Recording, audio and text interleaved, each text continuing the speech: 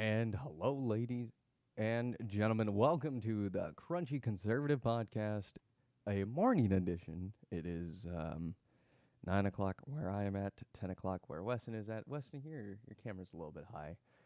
Oh, actually. So, there, see, yeah. Okay. I'm going to make sure, can everybody hear everybody? Looks like we can. So, good morning, Weston. How are we doing?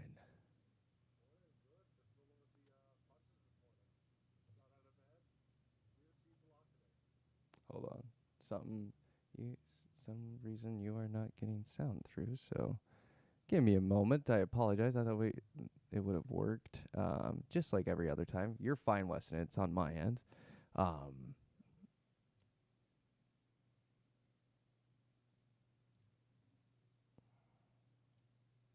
yeah, this is why. There we go. I apologize, ladies and gentlemen, for that. It's But the early morning, just getting us, man. it's just, everything has to happen very, in to go wrong in the morning. But good morning, everybody. I hope you have some coffee because today's episode is going to be about Biden's failures in the 8 months he's been president. It does. Eight months already. Wow. It's only been 8 months. That is the kind of the yikes thing is that of how much has gone wrong in 8 months. So we'll be talking about that. We'll be answering that question when is buyer's remorse going to be kicking in here for those Biden supporters and the diehard Biden supporters. Also, we'll be discussing the California recall election. We have a clip for you that is, it's funny. It's it's from it's from Fox News. It was on Tucker Carlson last night, and he was talking about it. It's funny. We will break down the California recall election. Can the biggest blue state in the country in the in the United States turn red after all? Texas did it in the 80s. I think So, California can do it in the 20s. all right. So let's get right into it. So the first 8 months of the Biden administration. Oh man, we're not even going to go through everything. We're only going to discuss really Afghanistan and the failure of Afghanistan, the failure of accountability. When is Weston? It really can't get any worse, can it? I don't think so. We're talking about the president here that's been divisive since he became or came in office and has ridiculed anyone that doesn't walk line and step with him. Mm-hmm. And now we have a absolute tragedy unfolding over on the in the Middle East. It's this isn't like Kuwait or the 2000s when we had invasions of Iraq and Iran and Afghanistan. Then this is the culmination of everything that's happened in the last 20 years, and it's been an absolute mess. Mm-hmm. You've had civilians die on a scale we haven't seen in years, decades, really almost.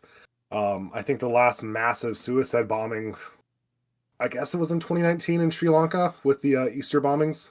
I think it killed about 200 people in several church bombs across the country. But it's been bad, and the administration won't take credit for or won't take responsibility for it in the slightest way. They blame Trump, or they say it's been 5 days ago. I believe is what he told 60 Minutes, if I remember correctly, or was that ABC? ABC. But George Stephanopoulos, to be yeah, exact. so they're just shrugging it off like this is something that happened forever ago instead of an ongoing issue that thank God they finally took warning to something because guess what? There was another suicide bomb squad heading to Kabul to the airport yesterday that they blew up an airstrike. It would have been another tragedy if they would have just shrugged it off like the last warning. So I have an article here from the Rapid City Journal, which is actually my hometown newspaper, and this was written by actually somebody who I personally know. Um, he does improv. He's very funny, very good comedian. But he was in the United States Air Force, and served in Afghanistan. And this is what he said: "I'm not sure how to feel about Afghanistan. I saw things during my time there as a service member, and now I read about it as a civilian. What will I talk about instead is a yard project that I took last that I excuse me is a yard project I took on last fall between my sidewalk and street curb. There's a strip of ground that was 95% rock, 5% weeds. I was trying to take care of some of the weeds to make it 100% rock. In September, I started pulling all the rock up to replace with compost from the city dump. The rock replacement took me until spring, balancing between my last few months of military service, the crazy Sodak weather, and my back issues. I dug down as far as I could to make space for the new soil, and hopefully ideal for the new seed. I wanted it to look like the rest of my lawn. After a while, I believe the conditions were right. The neighbors who had similar setups had lush grass as well. At first, my efforts paid off. I had a beautiful carpet of grass, brand new, soft, healthy. I kept watering, but much in the neighborhood, I had curtail lawn care and decided to focus on my already established lawn. I would still water it, but in a short time, weeds started growing back. Additionally, all the grass within 6 inches from the street died beyond the point of recovery. It turns out there was quite a bit of salt in the ground due to the city's snow removal. There isn't so much salt embedded there is so much salt embedded in the ground from over the years that I did not account for that. I had changed the surface, but the underlying foundation was not conducive to grow, or at least not the way I wanted it. The weeds are resilient as always and are really the only thing that will grow. The fresh grass, which I poured incalculable time, sweat, and money in to make it look like my main lawn, died after just some initial promise and progress. Anyway, this was a discussion of a lawn project, and I am not sure how to feel about Afghanistan. And he was a master sergeant in the United States Air Force, and he retired this year. So that really Yeah. puts it into a perspective, Weston, that this wasn't just some war. This wasn't just some battle, what we hear about. This was a building. This was a project for a lot of Yeah. servicemen who were there for many, many years. I think the biggest critique and really the biggest challenge with Afghanistan, and quite honestly, I think a good criticism was it was a nation building attempt by the US. Somewhere that, to try and put it in perspective for an American, Afghanistan is not a country.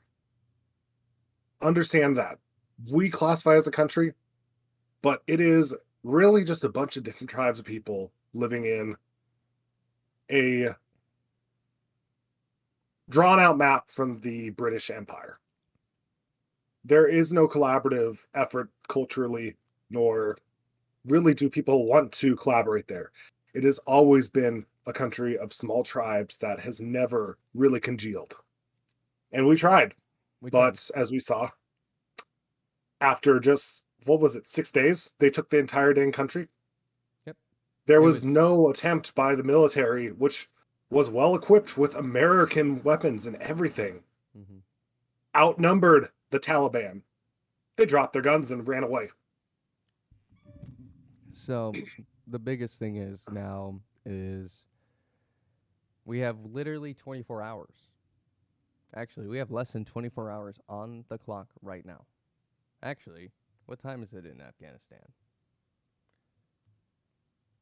Let's find this out. I think they're about like 13 hours ahead of us, maybe 17. In Afghanistan. It is 7:40 p.m. now. The Biden administration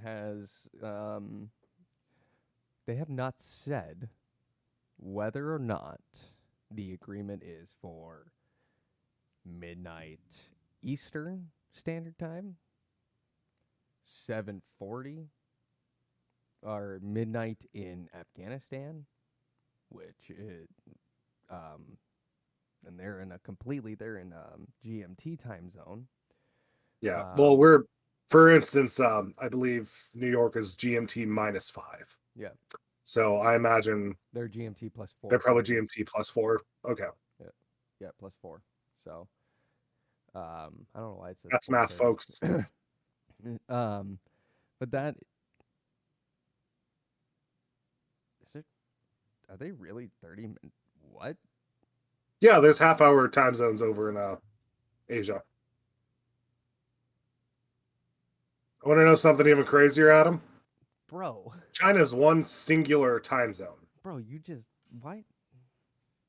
You just blew my. Stop it. We're doing a podcast. Yeah, it's 7:42 in Afghanistan right now in the evening time. So, Mhm. if it's midnight on their time, we have literally less than 4 hours. Less than 3 hours actually now.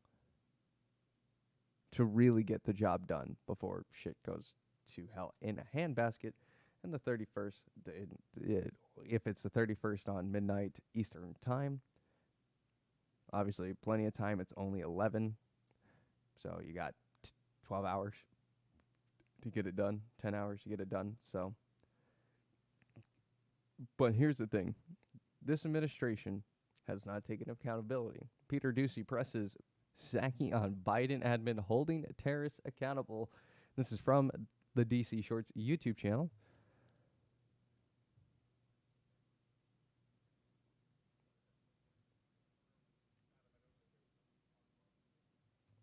Captured and brought to trial. There you go. I think he made clear yesterday that he does not want them to live on the earth anymore. Okay, and as the U.S. is coordinating with the Taliban about security for the next couple days, some of the people running security for the Taliban in Kabul are terrorists with millions of dollars worth of bounties on their heads.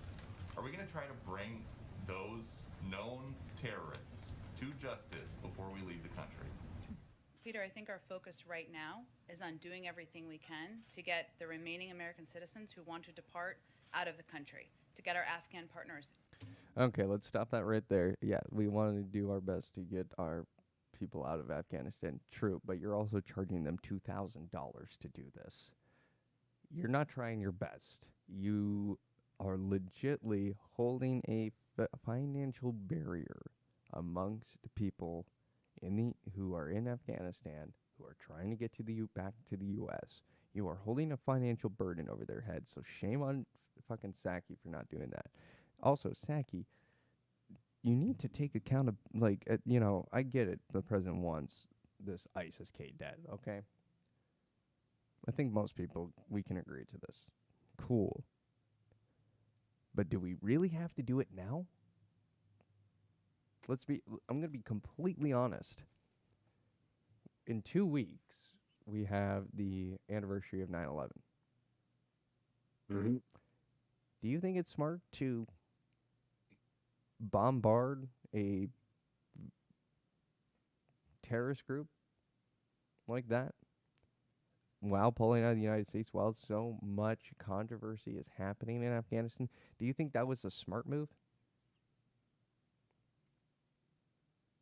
It's unfortunate timing, really, because I imagine it gives them some sort of renewed vindication or confidence in themselves because of how terribly Afghanistan has gone. Who knows what they're going to pull out? Mm-hmm. Well, let's keep watching this video. Out of the country. As I just said in response to Phil's question, this is not a preferred relationship or a situation that we would have designed if we had Yeah, we didn't have this preferred relationship either. This is not a preferred relationship we have with you either. started from scratch. I think that's very clear. But right now, we need to continue to coordinate. That's our focus for the next couple of days. And the last one, you said that you think we're going to have a great deal of leverage over the Taliban after we leave. you think we're going to have more leverage with no troops on the ground in Afghanistan than we do with thousands of troops on the ground in Afghanistan? Well, to be clear, one of the steps that the president directed his Secretary of State to take, which was in my statement this morning, was to engage with our international partners to determine what the path forward looks like.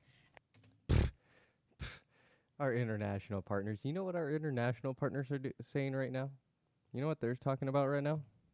Well, they're saying things such as, we don't know if we can trust the U.S. ever again after what happened. Pulling out in the middle of the night. Here is a British lawmaker, Tom, is it Tuddenhat, a UK Conservative Party member and Afghanistan war veteran. He's in UK Parliament. This is what the UK Parliament, who has always kind of been kind of pro, like especially when Trump was in office, was very okay. It wasn't nearly as bad. But now this is what they are saying today about America. Like many veterans, this last week has been one that has seen me struggle through anger and grief and rage, the feeling abandonment of not just a country, but the sacrifice that my friends made. I've been to funerals from Poole to Dunblane. I've watched good men go into the earth, taking with them a part of me and a part of all of us. And this week has torn open some of those wounds, left them raw, and left us all hurting. And I know it's not just soldiers. I know aid workers and diplomats who feel the same. I know journalists who've been the witnesses to our country in its heroic effort to save people from the most horrific fates. I know that we've all been struggling. And if this recall has done one thing, let me tell you now, Mr. Speaker, it's achieved one thing already. I've spoken to the Health Secretary, who's already made a commitment to do more for veterans' mental health. Yeah. This isn't just about us. The mission in Afghanistan wasn't a British mission, it was a NATO mission. It was a recognition that globalization has changed us all. The phone calls that I am still receiving, the text messages that I've been answering as I've been waiting, putting people in touch with our people in Afghanistan, reminds us that we are connected. We are connected still today. And Afghanistan is not a far country about which we know little. It is part of the main. That connection links us also to our European partners, to our So they didn't really get into it, but also Boris Johnson ripped apart they're pretty pissed. Sky News Australia, from the Friday Showdown, U.S. President vows terrorists will pay. Well, they catastrophe that is the Biden looking at this presidency. Even his most enthusiastic supporters in the media can no longer hide the pure incompetence and malice of this cognitively impaired joke of a leader. Thank you. May God bless you all, and may God protect the troops and all those standing watch for America. We have so much to do. It's within our capacity to do it.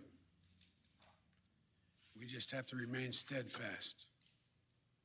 Steadfast.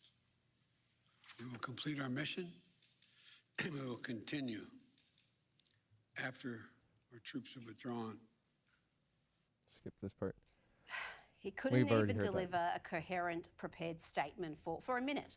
And he blurts out that he has to go to the person he was instructed to call on. This is the leader of the free world. They tell him who to call on. This is how he runs press conferences, even today, reading from an auto cue and answering questions from pre-approved selected media who have submitted their questions. The bulk of the mainstream media are complicit in this disastrous presidency. They refuse. Sky News Australia. Australia is waking up to our bullshit. Like, here, Weston, when does the buyer's remorse kick in? I don't know. It's tough to say. Depends if you're paying attention or not, I guess, is the big thing. It's a bit weird that well, I guess Sky News has always been more conservative side, but still weird that the fascist lockdown country is even criticizing our presidency over here with how they've handled the situation. The biggest thing has been the fact that we have had.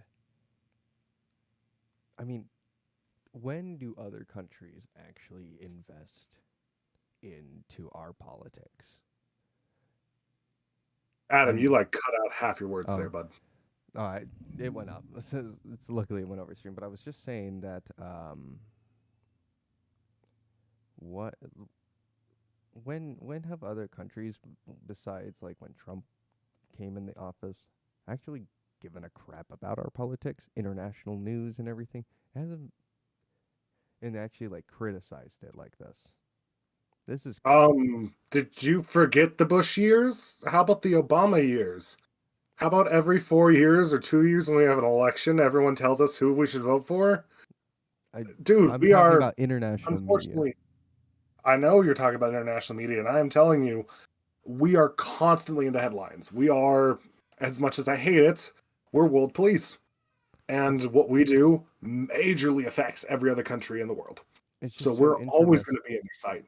It's just interesting to see, like, especially from like Sky News Australia, like countries like Australia, countries who, I'm sorry, are kind of a joke. Sorry, Aussie fans, you guys are cool. Aussie people are cool, but your country's a joke. Let's say countries that are doing humanitarian misdeeds right now instead of joke. No, I'm calling them because what's going on in Australia is horrific. Bro, locking people up, arresting them, killing dogs because people want to come adopt them, shooting them, dead. Bro, they got wild animals that could eat you. Let me just say this, Adam. Have you ever had to go to war with a beast on our continent because they're so ferocious? I live in a city. Aussies are pretty awesome.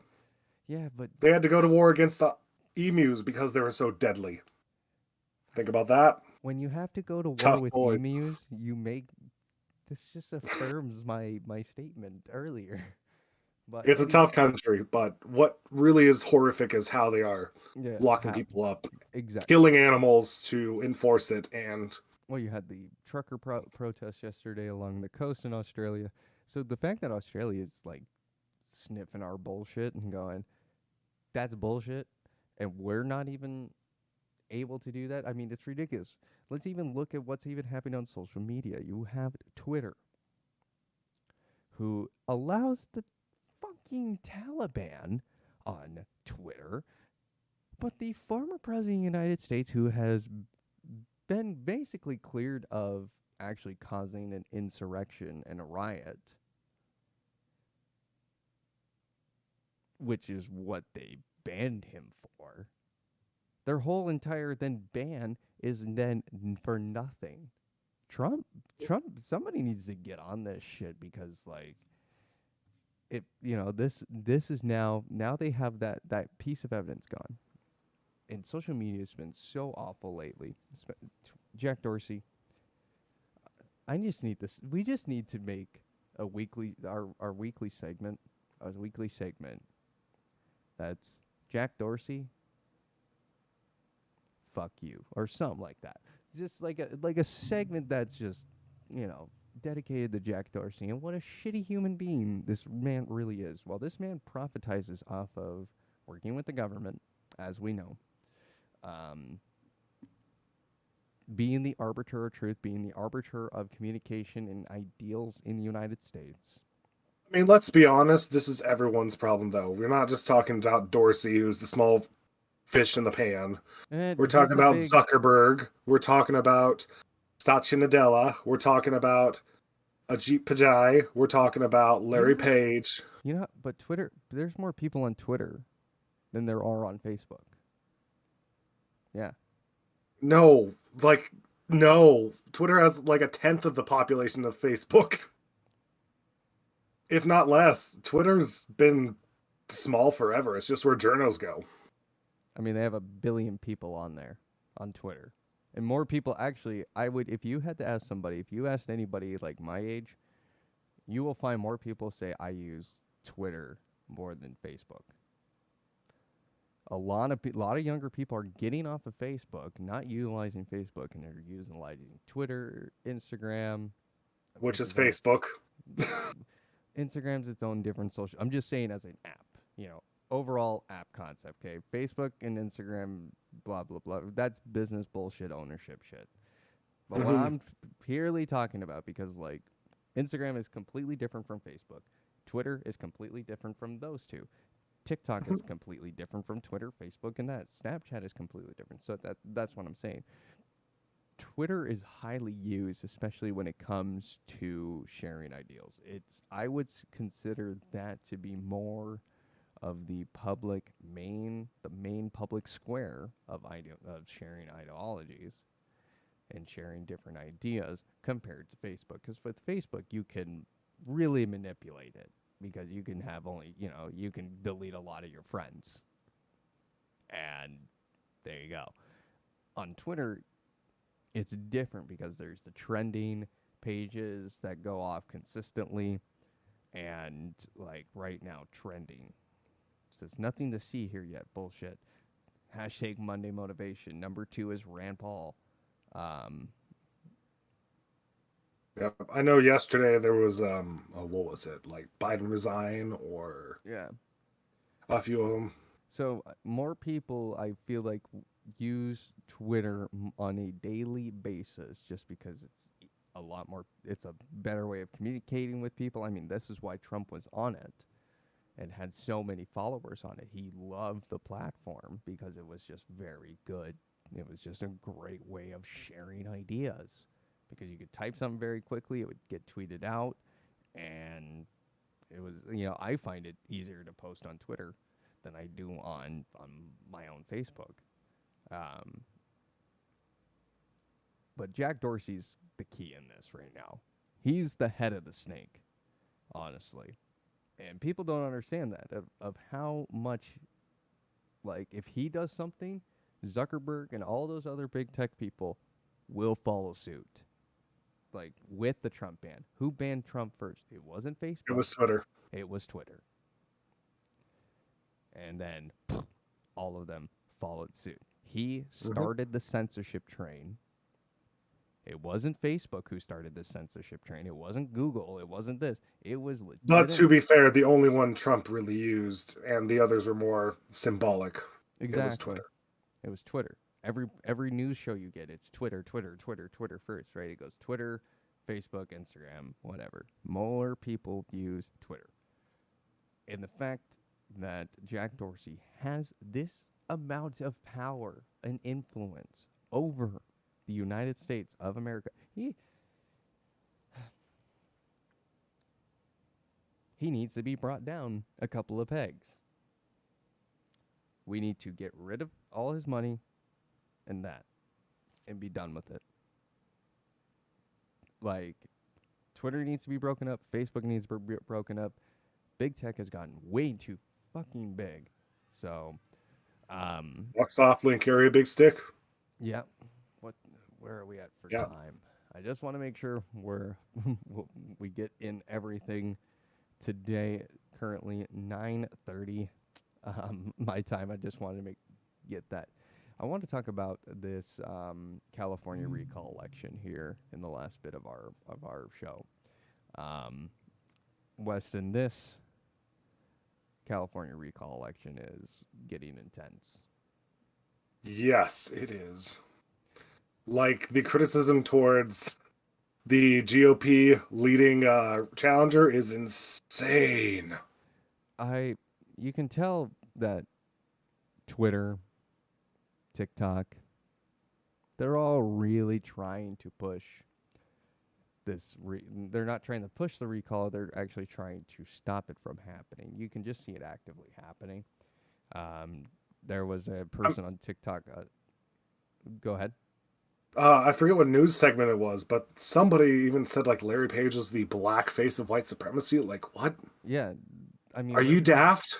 We're having people who are people of color, minorities, news people, and reporters and opinionated, whatever you want to call them, opinionated hosts, like calling Larry Elder a white supremacist. This was, and now here's the part. Here's the video. I didn't want to do this now, but we're going to do it anyway. This is from Tucker Carlson tonight. He says he doesn't believe sanctuary laws or citizenship for dreamers should be happening. He's against in-state tuition, health care, and driver's licenses for the undocumented. How serious are the chances that this guy could be the next governor of California? Well, it's very serious because it's possible that the majority of the people who are going to turn out are the people who are excited by Larry Elder's brand of, extreme far right beliefs. And he just represents an incredible threat to immigrant rights and racial justice, the immense progress that California has made on these issues. And it would set a catastrophic precedent that would reverberate across the country. I mean, and it's ironic. This is a black man, and it just goes to show you that it is true that even people of color can be influenced by white supremacist narratives and fall victim to it, right?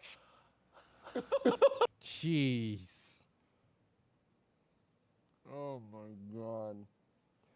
They were, did you see the look on the woman on the right's face? I mean, you could tell she was trying so hard of trying to trying to formulate to words to call Larry Elder a racist, white supremacist without saying it directly. And then straight up the host just saying, it just shows that white supremacy can influence even people of color. What in the fuck is wrong with her? Why is everything left of center, or sorry, right of extreme left considered far right? Because, I get he's more conservative than the one I like a lot, which is Jenner, but still, I mean, he's far from far right. We're not talking about some Alex Jones here, which great comedy there, but it's insane. Imagine Caitlyn Jenner. Imagine what she would be going through right now. Well, especially with the whole trans women shouldn't be competing with a biological women thing. I mean, yeah, she'd be going through the ringer too. See, I think the Republicans played this smart, especially in California, the GOP. I think not running her was the smart thing to do because they would have just... Well, she's running. I mean, there's a bunch of candidates running. How the recall works is, one, are you voting for the recall for Gavin Newsom to be recalled? Mm-hmm. If that wins, whoever is leading, no matter how little of the vote they got, let's say Larry Elder gets like 26% of the vote of all Californians. As long as that yes won with the recall, he wins the seat for governor. There is no roll call or anything like that. He wins if he's the leading person for the recall electorals. Oh boy. But no runoffs, no nothing. The fact that a person, and that was from MSNBC, that clip that was on Tucker Carlson tonight. I mean, when did we ever get to the point where we're calling actual black people faces of white supremacy? I mean, this it's been going on for ages. Go back to 92 when we were getting Clarence Thomas into the Supreme Court. True. Go back to, what's the name of the dude that ran in 2016 against all the other Republicans? Herman Cain. Well, look at Ben Carson. True. It's been done over and over and over again. They don't care. If you don't go with the main narrative, you're going to be called a racist or that you are I guess, to quote, the black face of white supremacy. Let's head over to the Hill now, who has kind of, they're saying it's California split over Newsom recall. Could the most liberal state go red? Well, the latest polling numbers from Data for Progress show a tight recall election for California Governor Gavin Newsom, with voters in favor of keeping the governor at 48.8% and those in favor of a removal and a recall election at 47.6%. Some Democrats say the tight margins spell trouble for Newsom, especially without Trump to motivate opposition to the GOP. And they could be right. Newsom's GOP opponent, Larry Elder, has become a front runner in the recall election. Meanwhile, California lawmakers have indefinitely postponed an oversight hearing intended to look into Governor Newsom's response to the devastating wildfires in California. This change puts the hearing after voters decide whether to recall the governor. And here I am sitting in California, so this is Well, that is some interesting statistics. Literally, and you saw the top of it. It's at plus minus 2. It has grown a bit more. It's now plus minus 4 something. But the thing that I think is the most important part of that bit, what was the motivator? Was it Newsom's policies? Was it how well the state's doing? Was it even how well the other parts of the governing party are in California? Or was it Trump? Was it the hatred for Trump that they're worried isn't going to put Democrats out to vote? It's appalling to me that there is no, like, oh, he's got the winning issue. This is his policy. This is why you should go out to vote for him. It's like orange man bad. And that's your winning points. Like, look, even if he ran in 2024 now, for me personally, I wouldn't vote for him. He's too old. We need new blood anyway. I don't like the whole of something that works for the most part, but obviously got voted out. But to say that almost a year from November now, that's your main driver for your party, there's no policy, it's Trump. Are you kidding me? Mm-hmm. The biggest thing is that Larry Elder, he's obviously a very big influence in California. He has this radio show, he has this talk show, he's very well known nationally at this point. Larry Elder finally, a couple of days ago, responded to Larry Elder. This is from Forbes breaking news YouTube channel. So again, we use a lot, like we just use YouTube to find these clips and find what we need to show you, and what these are this is an ad. This is literally Larry Elder. Do I look like a white supremacist? I walk those hard streets. Newsom defames me and you and dishonors himself. His lackeys throw everything but the kitchen sink at my character because they cannot touch my ideas. You've known me 30 years. It's not about political parties. It's about Newsom. He's an addicted gambler, putting his last few bucks on the line, certain this time it's got to work. Fellow Californians, all that money he wasted was yours. I'm Larry Elder. Recall Newsom. Whew. Elect Elder. Our public schools. Nice. Now, I'm a little heated after that rant there. Now I'm going to play this next ad.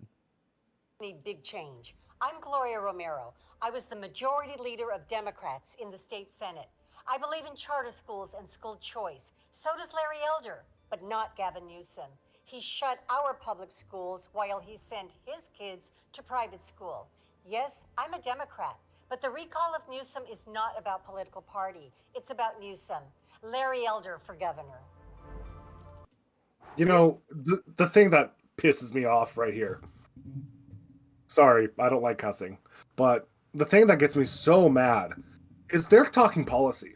They are showing why their choice for running against Newsom is the better choice. And the other side of the carpet here is just saying, vote for me because I'm a Democrat. I don't need to tell you what I believe in. You just have to trust me. And that is so irritating. I am going to calm down now. The biggest thing is that the fact that Larry Elder, I just, that first ad, but that second ad, I mean, if that doesn't wake people up, I mean, being the majority leader of the Democrat Party in the state Senate of California,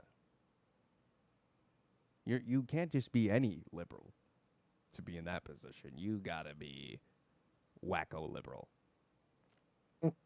And well, you don't even have to be wacko liberal. Let's be frank here. Unless your name is usually getting called in the halls of Congress, you're probably more moderate than anything. Mm-hmm. And I would say most Californians, most anybody in this country, any state you go to, are moderates.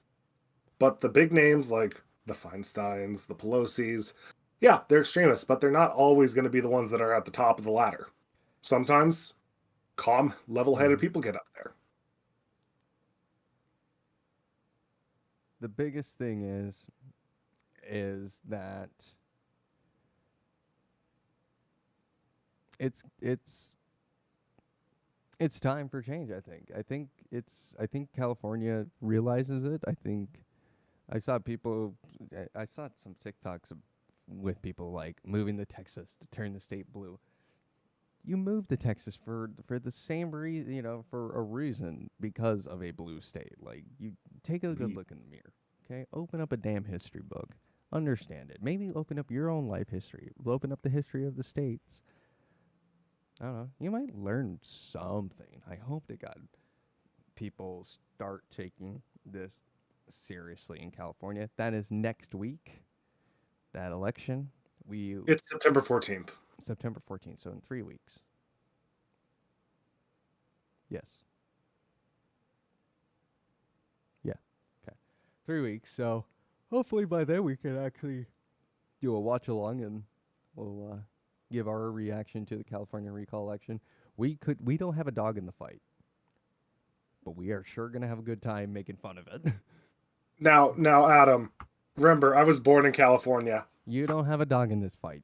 I don't have a dog in this fight. You don't have a dog in this fight. We're just here for the pure enjoyment and to watch snowflakes cry. I've got other things to worry about come November here in Minnesota, so you're absolutely right. So, in the last couple of minutes here, we want to give our thoughts and prayers to everybody being affected by Hurricane Ida. Coming across the news currently, Ida has been downgraded to a tropical storm after knocking out power in New Orleans. So our thoughts and prayers are with the people of Louisiana and those who are affected by this. Also, we want to give our thoughts and prayers to those who are affected by the hurricane on the East Coast a couple weeks ago as well. So our thoughts and prayers with them, and our thoughts and prayers with the 13 members, 13 military members' families who sadly lost a life last week. We're not going to say and the 189. So, and the 189 who are affected in Afghanistan. So, well, folks, that will do it for us today here on the Crunchy Conservatives. Next week we'll have it on again at 11 a.m. Eastern, unless something changes. Honestly, guys, if you were wondering why we had to do a morning session, it's because of this guy right here. I've got my schedule switched tonight, guys. Sorry. So most of the year I work nights. So not only do I have to wake up on Mondays, I also have to wake up Monday mornings and talk about this shit. So it puts me. Why do you have to put me in a grumpy mood in the mornings? To be fair, I'm the one that went on a rant this time, so I'm the one in the grumpy mood now. True, but I have to be quiet. I don't want to yell at this early in the morning. That's fair. But ladies and gentlemen, thank you so much for joining us. Catch us next week for more. If it can't really get any worse, it really can't. I promise you, it really can't get any worse. Don't say that. It does. Yeah, I'm gonna say it. Oops, sorry for people at home. But I'm Adam. That's Weston, and we'll see you next week. Good to see you guys.